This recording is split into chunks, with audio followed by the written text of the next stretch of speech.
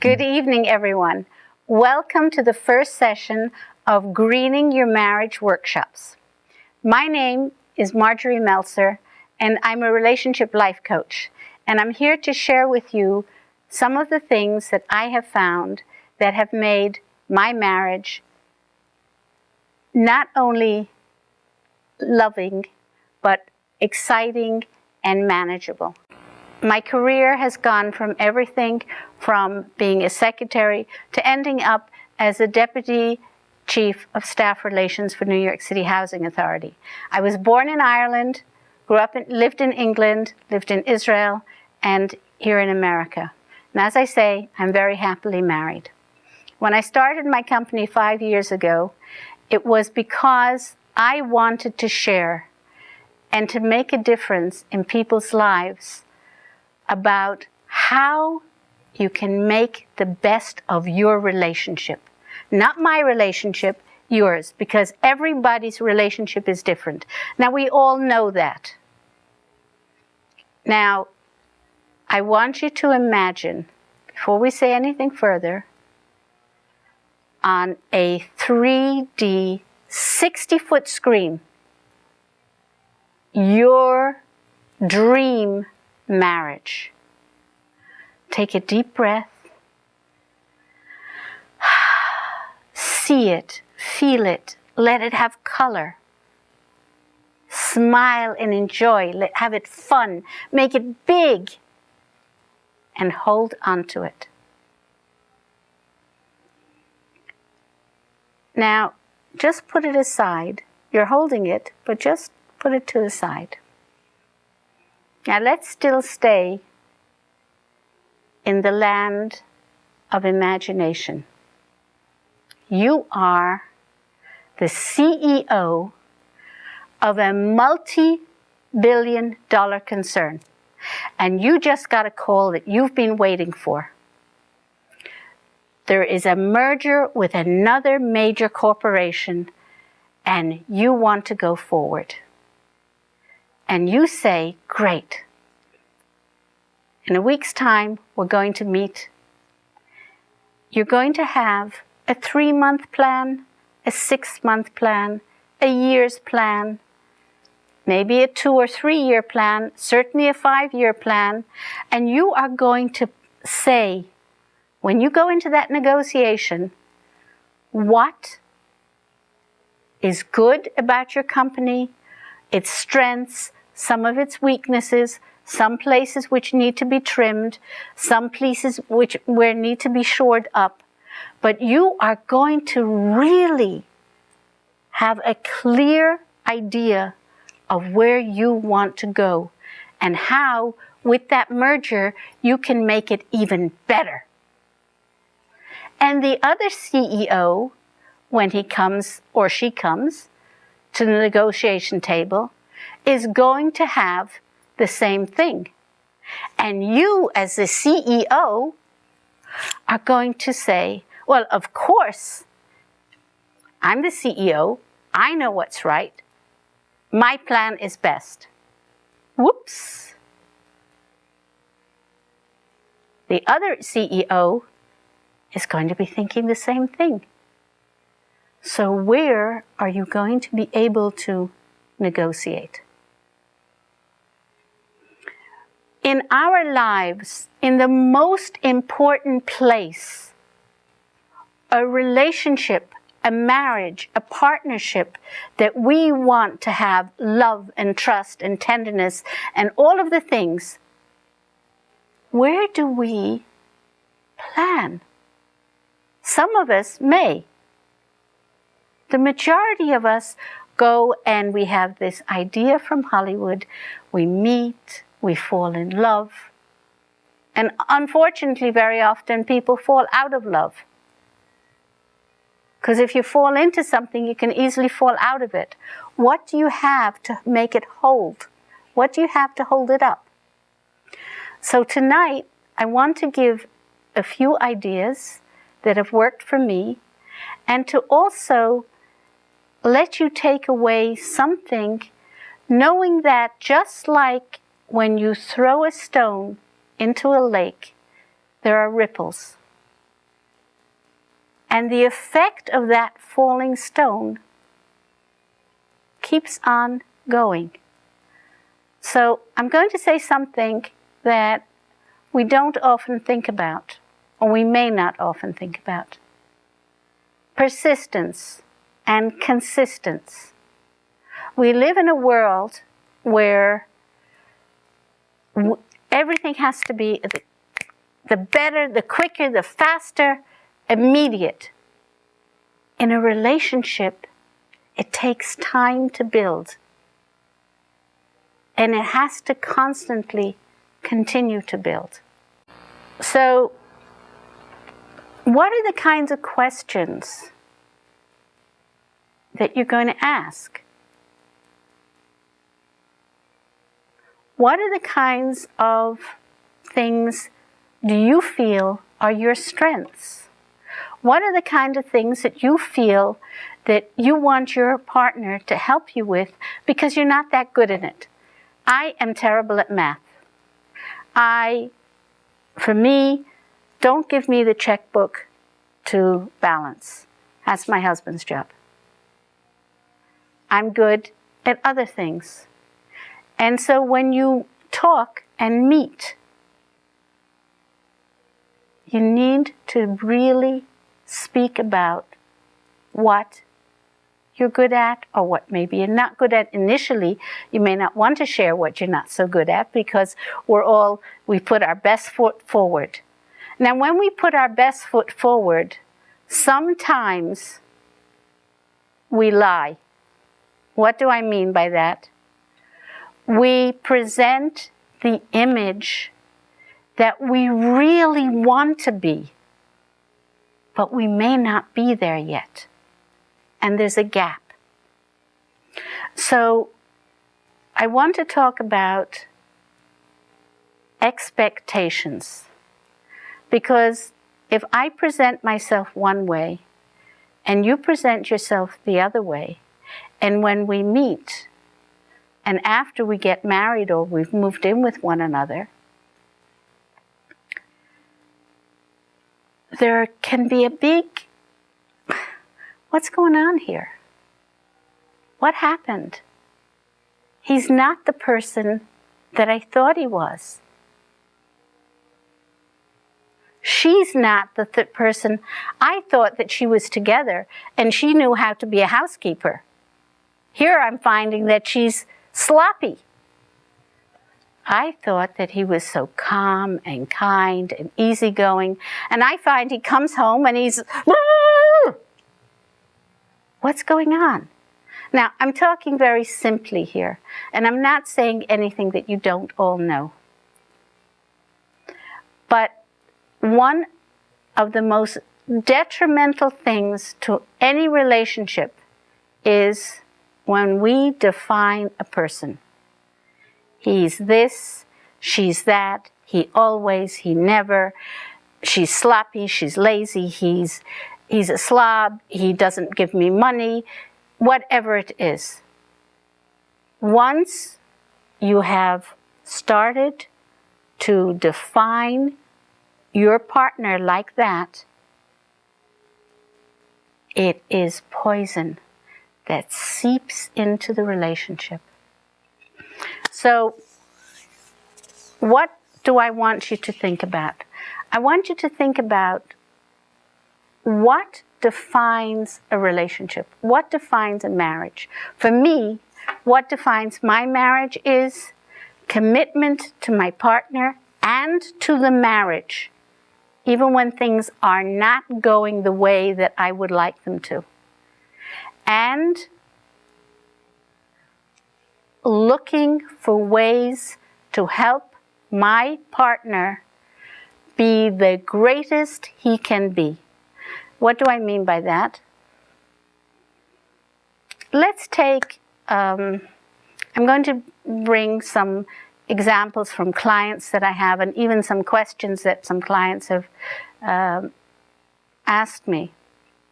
And yes, I have their permission. I'm not going to use the real names, but I have permission.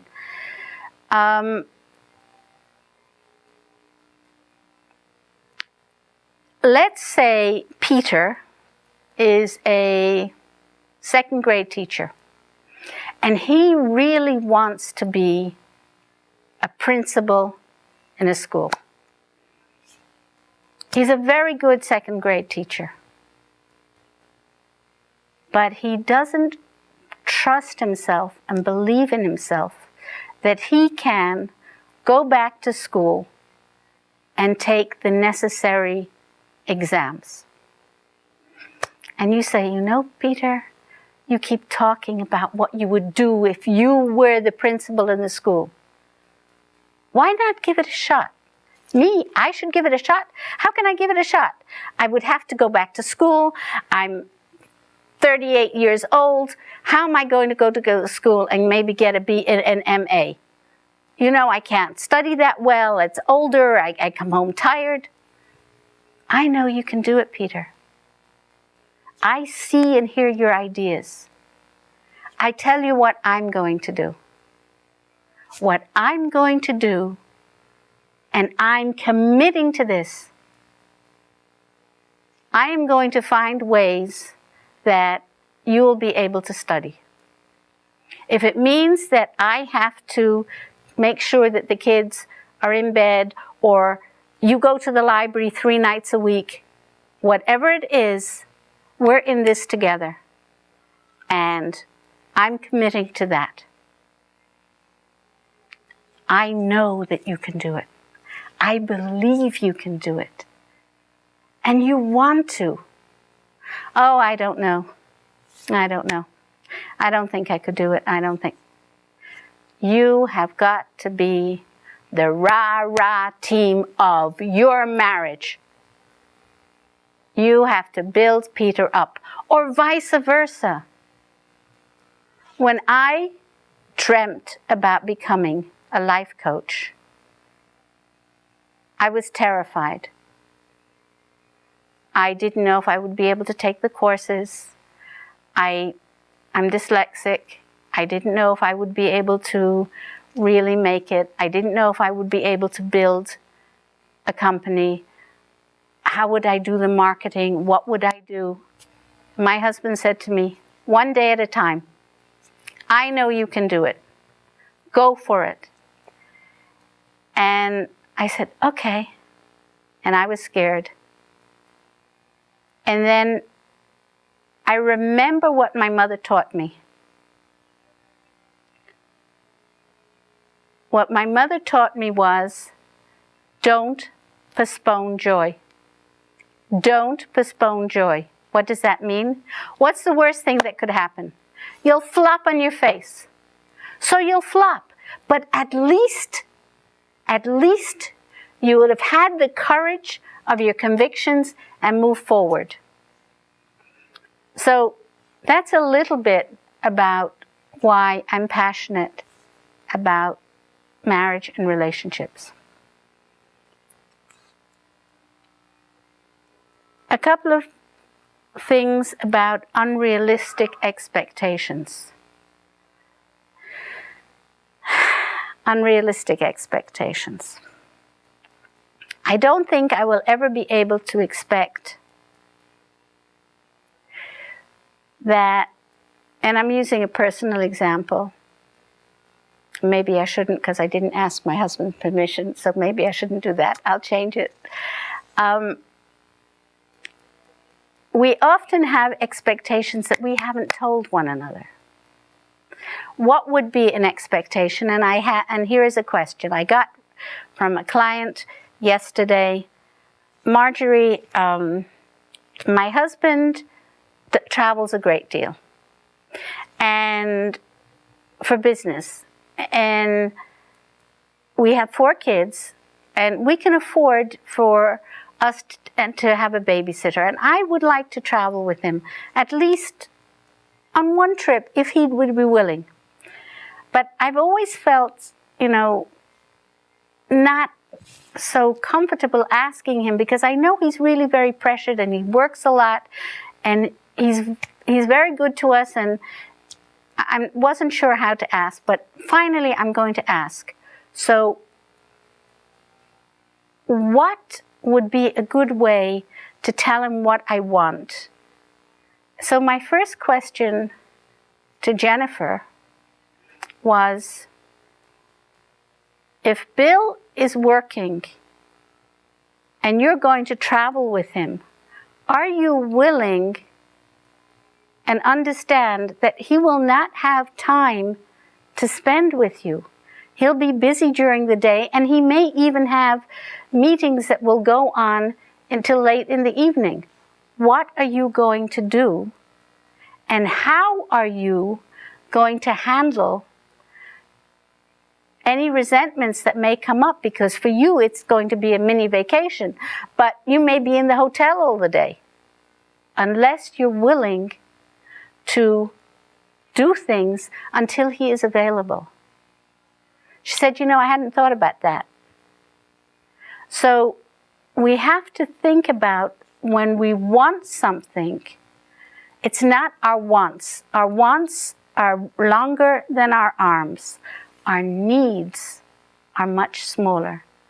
And what I said to her was, I think what you're really saying is that you want to have more time with Bill. How are you going to do that? And to discuss that with him. And I said, maybe you could go away for a weekend when he's not traveling. Maybe he doesn't want to go away, but maybe you could go spend a night in a hotel so you could just have privacy. So there are ways and means. There's another thing to remember about really unrealistic expectations. Question is it fair?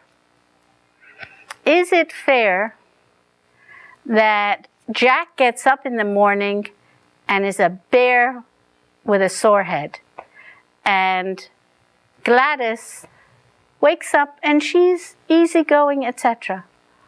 Is it fair that Jack really sets a tone that disturbs the whole, you wake up and you're nasty and you're mean, it starts a whole day negatively for someone else.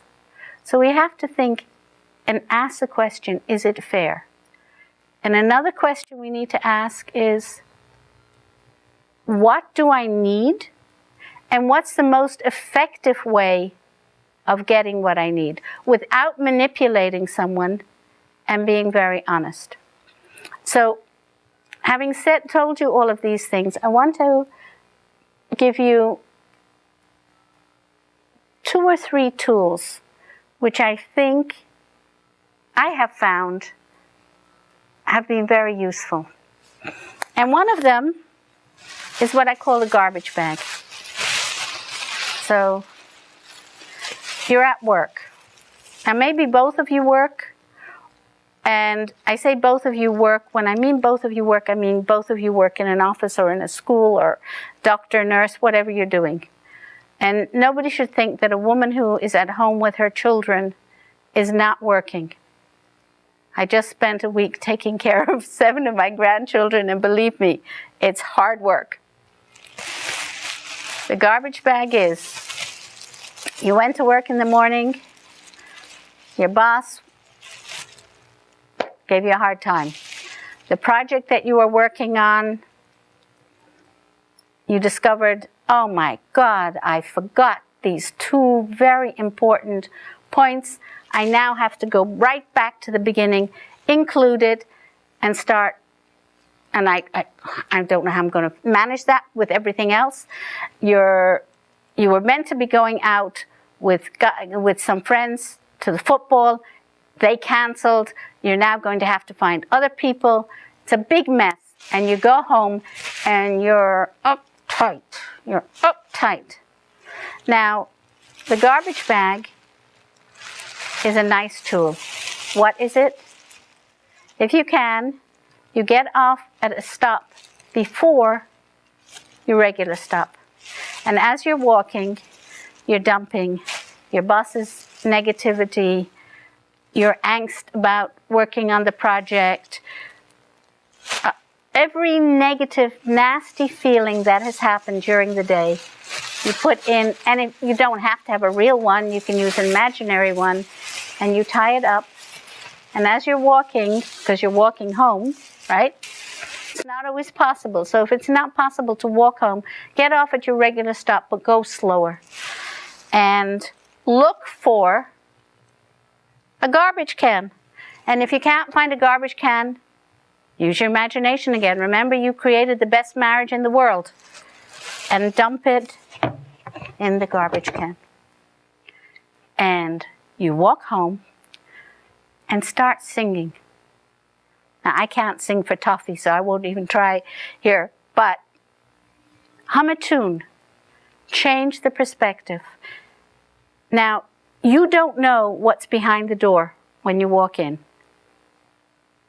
But I promise you, even if your spouse has had a lousy day, like you, if you walk in a little bit calmer, relaxed, and say, "Hi, how are you? How are you feeling?" Not how your day was.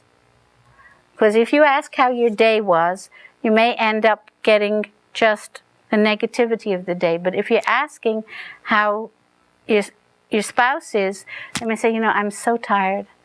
I really am so tired." So you can say, "Okay, sweetheart, sit down. I'll make supper," or we can eat supper in a half hour later, or whatever it is. Or the kids are giving me a hard time. Okay, I'll help you with the kids. That's one tool. Then the other two tools are part and parcel of the same thing. They're called timeout. The first timeout is you're furious. You're in a real hot fight. And one person puts up their hand and says, "Time out." Whoever calls time out has to say, I can't talk about this anymore. I need time out. I'm walking away for an hour and I'll be back. However, the rule is whoever has called time out has to come back in that hour. And no, it is not for 3 days of not talking. Whatever, it may be 2 hours, but you have to come back. And when you do come back, a suggestion is, before you do anything else, hug each other. Another flip side of that is, let's say it's holiday time, and I'm going to use a word that is not in the dictionary, but Marjorie's word. You need to be unga-peopled. There's been too many people around, and you need to breathe. And you say to your partner, "Sweetheart, I need a time out. Everything's fine, nothing's wrong. I just need space. And once again, I'm going out," or maybe you're not going out, but just need to be left alone. And say, "I'll let you know, it's not going to be that long. It may be a couple of hours, whatever. Take it." You'll be amazed at what happens. So I want to wrap up by just doing a quick review. Real expectations. Be honest and direct. Be trusting and loving. To remember the garbage can and time outs. And know that it doesn't matter if you're married a week, a year, 5 years. There are always ways that you can begin to come back together. Even if you've retired and you've been married 50 years and you're now at a different stage, because each stage of your marriage will require different things. So I really hope that what I've shared with you tonight has made sense, that you will be able to use it. And remember, persistent consistency in your marriage with love, respect, and an open mind really goes a long way to making a successful marriage. So start laying, it's springtime, start laying the new seeds. You know, everybody's looking at their gardens and are planting. Think about how you want to replant your garden, how you would like to set up a negotiation. Be willing to sit down with your partner and say, there are things that are good and there are things that really need to be shored up, and how can we do this? And both be willing to be open and give each other a chance. And if you're not, but you want the marriage to work, and you feel that you can't do it alone, find a third party. Whether it's a priest, a rabbi, a therapist, whatever will work. But don't give up before the miracle happens. Don't give up 5 minutes before the miracle happens. We all love, we have people we love and care about. And when we feed the relationship rather than eating it, we will be successful. Thank you very much.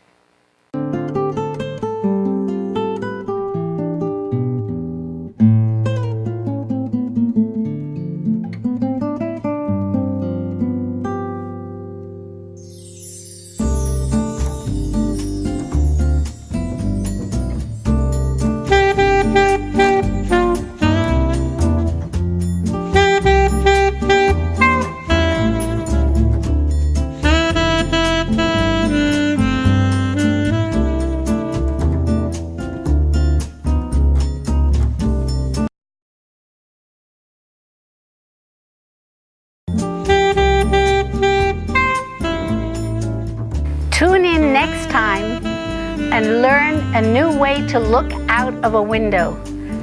You will learn a totally new perspective. Cheerio for now.